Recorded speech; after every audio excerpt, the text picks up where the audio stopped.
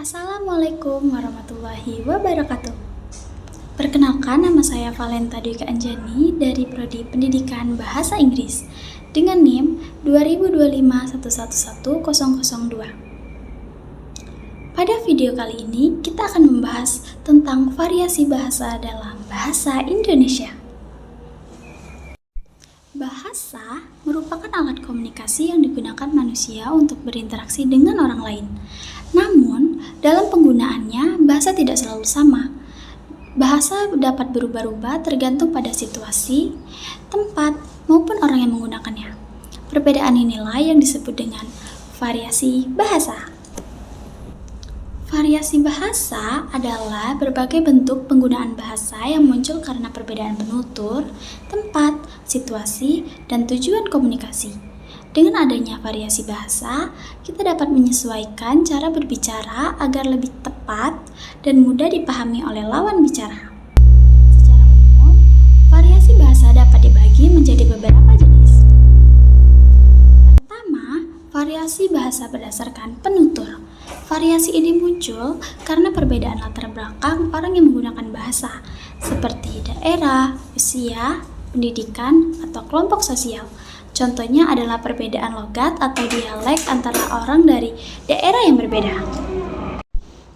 Kedua, variasi bahasa berdasarkan situasi atau tingkat keformalan.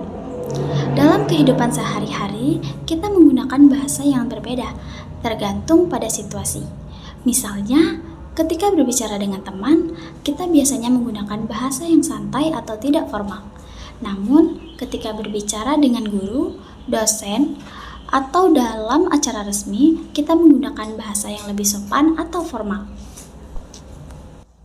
Ketiga, variasi bahasa berdasarkan media atau sarana. Bahasa dapat digunakan secara lisan maupun tulisan.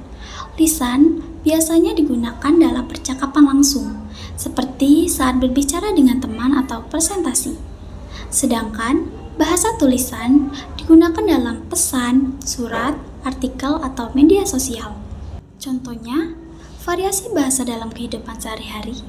Misalnya, ketika kita berbicara dengan teman, mengatakan, "Aduh, maaf ya, aku lagi capek banget nih." Namun, dalam situasi formal, kita bisa mengatakan, "Maaf ya, saya sedang merasa sangat lelah saat ini." Dari contoh tersebut, kita dapat melihat bahwa maknanya sama, tetapi cara penyampaiannya berbeda sesuai dengan situasi. Dengan memahami variasi bahasa, kita dapat menggunakan bahasa Indonesia dengan lebih tepat, sopan, dan efektif dalam berbagai situasi. Hal ini juga membantu kita berkomunikasi dengan lebih baik dalam kehidupan sehari-hari. Kesimpulannya, variasi bahasa adalah perbedaan bentuk penggunaan bahasa yang terjadi karena faktor penutur, situasi, dan media komunikasi.